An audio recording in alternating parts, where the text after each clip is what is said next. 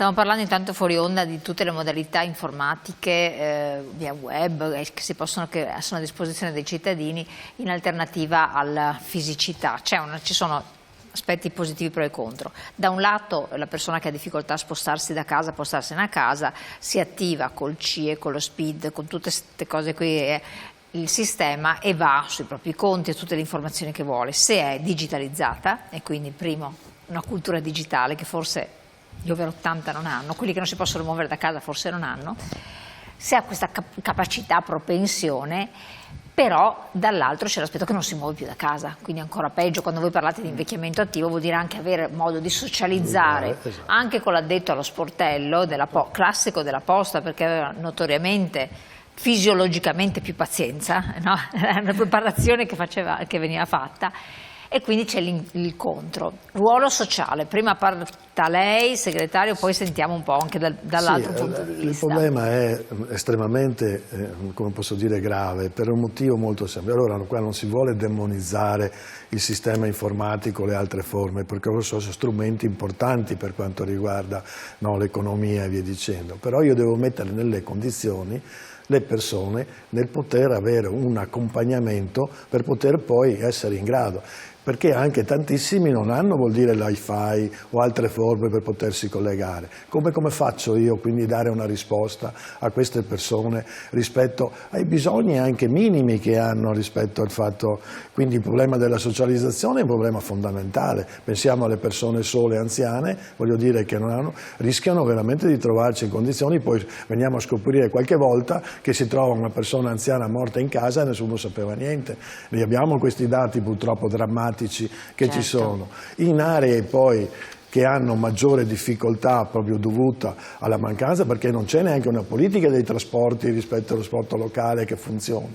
Quindi c'è lo spopolamento, appunto, che dicevamo prima, dei giovani che se ne vanno perché non mi offri servizi, perché se io voglio stare in un determinato ambiente ho bisogno di avere anche servizi, varie strutture che vanno, voglio dire, che è uno servizio che mi risolve alcuni problemi, che può essere l'ufficio postale, ma che può essere lo sportello bancario, che può essere, voglio dire, un momento di ritrovo, cioè tutti quegli elementi che vengono a mancare perché si spopola la situazione, tolgo continuamente servizi e quindi l'elemento pericoloso, e come si diceva prima, è quello del fatto che io sto facendo una politica di, come posso dire, sottile, uso sto termine, in modo tale che io allontano le persone da quel tipo di servizio, intervengo sulla natura. Quindi quello che io penso rispetto a questo mi dà, che è la politica un po' di questo Paese, dove invece di dare risposte, di investire in, diciamo, innovazione e dare la possibilità alle persone di crescere e fare gli accompagnamenti, non lo faccio rispetto a questo tipo e risparmio sul personale, recupero su quello, perché il fatto di non fare il turnover, e davo il dato prima del 220, entro novembre 2026 me ne mancano, non ne inserisco 70 perché vanno in pensione. Non sono poche, è una roba enorme, in una realtà di 223.000 abitanti. Quindi su questi elementi io credo che deve proprio modificarsi un criterio di politica, perché così non si può, voglio dire, risolvere e dare una risposta e poi dire faccio politiche di intervento sulle aree interne però perché la gente rimanga nei posti, nei centri minori. La gente se ne va per forza.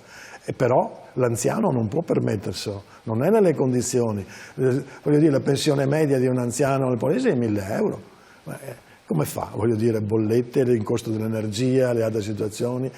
Questo non è che può permettersi di pagare, voglio dire, il wifi, avere tutti gli altri strumenti, non è che si compra, voglio dire, il computer per poter poi lavorare. Quindi siamo in una condizione nella quale, voglio dire, non si danno risposte ai bisogni. E sto ancora di più, diciamo, trasformando e creando un sistema nel quale io abbandono completamente quello che è la popolazione. Ci preoccupa in maniera drammatica. drammatica sta cosa qua, perché avremo dei problemi molto seri. Voi avete fatto dei presidi, delle rimostranze nei confronti di Poste Italiane da questo proposito? Noi abbiamo fatto delle dimostranze chiedendo ai sindaci di intervenire rispetto a questo tipo di situazioni. Tu sindaco che sei diciamo, no, di un comune che ha 1500-2000 abitanti, devi porti il problema, se tu non hai i servizi la gente non può restare nel tuo territorio, è costretta ad andarsene e quindi si creano, non hai strumenti diciamo, no, di investimenti industriali tali per cui voglio dire, recuperi i giovani e via dicendo, perché ormai si sta trasformando il sistema anche produttivo, perché dobbiamo pensare anche a questo. E quindi tu sindaco che sei responsabile di quella comunità, sei anche responsabile, voglio dire, tu della salute dei tuoi cittadini, non puoi non porti il problema che vengono a mancare questo tipo di strumenti. Facevo l'esempio prima della farmacia, si sta parlando a livello, voglio dire, regionale di costruire nei centri minori le farmacie che diano risposte anche sanitarie su alcune cose, perché in quel posto non ci arrivo, che può avere una sua logica, mi spiego, se anche contestiamo che può essere privatizzazione, vogliamo che rimanga ovviamente di controllo pubblico, tutto perché lì è chiaro che nel momento in cui fai da un lato quel tipo di valutazioni e dall'altro mi tolgo alcuni servizi ed è evidente che lascio il cittadino solo ed è un problema serio. Dal punto di vista di Poste Italiane, quindi vabbè, lei rappresenta i lavoratori del settore sindacato, quindi non è le Poste Italiane, però avete più in mano i sentiment, no, dell'azienda, percepite come si pone l'azienda, il fatto che magari un sindaco di un territorio possa fare un'azione, se può farlo, non lo so, di sensibilizzazione, cioè, c'è una propensione ad ascoltare in questo e a capire che se anche l'ufficio postale se ne va via si depaupera completamente un territorio, restano forse i supermercati? Può darsi, la GDO resta. Allora, anche su questo io credo che l'azienda sia all'interno di un cambiamento. Fino a qualche anno fa la politica locale aveva ancora molto da fare rispetto all'attività sul territorio di Poste. Adesso che sembra tutto ormai centralizzato, è come se fosse tutto già deciso da Roma, nelle commissioni, in Parlamento e quant'altro, come a volte vediamo anche un po' gli amministratori locali che si sono trasformati in degli amministratori fallimentari, come diceva il collega prima, cioè stanno amministrando in attesa che vada via l'ultimo cittadino sul suo territorio perché non ha più servizi da offrire.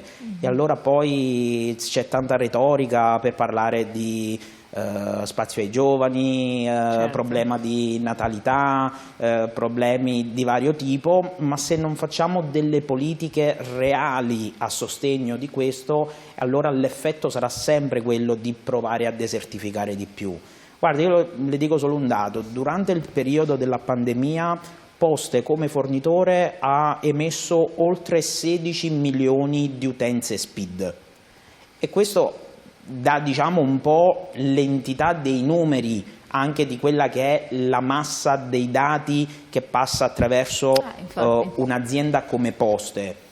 E anche questo è importante ribadire, siccome Poste ogni tanto viene di nuovo sventolata quando c'è qualche problema di cassa del governo e si tira fuori qualche altro pezzo di privatizzazione, io vorrei ricordare che ci sono 33 milioni di utenti profilati. Noi gestiamo un patrimonio di oltre 600 miliardi di risparmio privato, cioè capisce che importanza strategica che diventa avere un volano come Poste, presidio nel territorio, ma presidio nella politica di questo territorio, dell'intero paese. Però appunto, forte di questo, pur essendo un SPA, cosa risponde? Beh, innanzitutto dovrebbe continuare l'investimento sull'organico. Che invece guardi, di quella però slide, non si trovano di quella slide che è stata mandata in onda prima, 120.000 dipendenti, diciamo teste, perché fra quei 120.000 dipendenti c'è già un buon 10% che sono precari. e questo è già un sintomo. Cioè, quando un'azienda di quella portata, così insediata nel territorio, inizia ad entrare nel meccanismo della precarietà del lavoro, sta facendo un'azione, cioè quella di iniziare a determinare una sorta di accendo, spengo, mi serve, non mi serve, e non invece di avere 12.000 assunzioni a tempo indeterminato, full time, che permettono di stare, diciamo, con una certa dignità, portare avanti un affitto, mettere su famiglia, una rata di un prestito e quant'altro. Ecco, noi chiediamo questo, cioè dietro l'idea che Poste sia un presidio per il diritto di cittadinanza delle persone, ma facendolo diventa anche un esempio. Diventa un esempio, diciamo, di virtuosismo aziendale. Visto che adesso ci sono le certificazioni sociali, certificazioni di genere, certificazioni ambientali, le ISA, potrebbe essere una cosa qui che... si apre un altro scenario, sì, perché nella nostra azienda piace avere tutti i tipi di certificati possibili e immaginabili. Poi non sempre nella pratica, ad esempio, le questioni di genere sono tenute in considerazione. Noi abbiamo difficoltà anche all'accesso all'istituto del part-time all'interno dell'azienda, perché è così tanto poco l'organico che non puoi concedere il part-time a chi ha in attività, perché ti serve per coprire i buchi. Sì, difatti, voglio dire, all'inizio Poste, ad esempio, dava gratuitamente lo SPID, chi lo chiedeva, poi invece... ha cominciato a chiedere 12 euro per chi voleva farselo, quindi è cominciato, c'è tutta questa politica, quindi non c'è un'azione rispetto alla quale io voglio avvicinarmi alle persone e creo, proprio perché è vero che c'è quel tipo di passaggio che è quello di cultura precedente, dove io vedevo nelle poste quel soggetto pubblico che mi garantiva, quindi compravo i buoni postali, mettevo le altre cose, mi dava determinate garanzie e investivo anche per il mio futuro. Oggi togliere questo tipo di spazi vuol dire mettere in estrema difficoltà le persone e non dargli una risposta, ed ecco tutto collegato, cioè, quello che diceva prima, l'azione sulla precarietà mi determina, come posso dire, una non valorizzazione della risorsa umana. La risorsa umana è fondamentale per i ragionamenti che facevamo, perché io in quell'ufficio trovavo la persona di fiducia, mi confidavo, davo determinate, diciamo, mettevo il famoso anche rapporto umano che è fondamentale, che mettevo anche a disposizione la mia condizione socio-economica per dire come fai, mi aiuti, voglio dire, no? Ora il fatto solo di dire domani mattina non so più dove andare per ritirare la pensione diventa un problema, diventa un problema molto serio, sul quale tu metti in quelle situazioni, crei dei drammi, crei delle situazioni di difficoltà.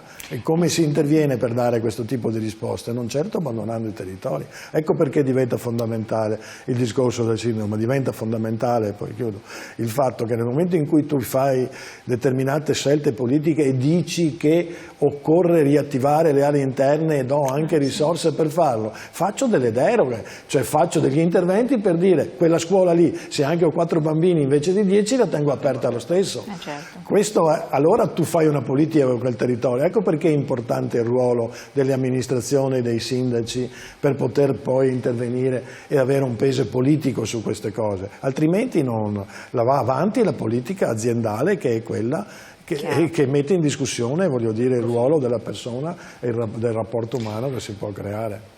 Siamo giunti al termine, chiarissimo. A questo punto davanti ci saranno dei presidi del sindacato CGIL, SLC, anche dello SPID di volantinaggio davanti agli uffici postali per darvi tante informazioni, quindi non solo su cosa fare nel caso degli uffici postali si chiudano, si restringano eccetera, però anche altre informazioni che sono importanti da avere, e quindi andate, approfittatene, ma ci sono anche tutte le sedi dello SPID CGIL che stavo per dire che diventano uffici postali, no, non ancora, però diventano sempre più presidio di socialità, questo sì, presidio di socialità, cioè luoghi dove potete andare a chiedere informazioni di qualsiasi tipo, anche dove trovare eventualmente un ufficio postale che chiude da una parte e magari resta da un'altra, perché se uno non sa cosa fare può recarsi almeno nelle sedi del sindacato in generale. SLC, CGIL rappresenta gli dipendenti del settore degli uffici postali, comunque della comunicazione in generale. Spicci GL è sempre vicino a tutti i cittadini anziani, pensionati e anche pensionandi. Detto questo, grazie a lei segretario, grazie anche a lei di essere venuti con noi, grazie di averci seguito, ci vediamo presto, rivedete la puntata naturalmente su YouTube, sul web.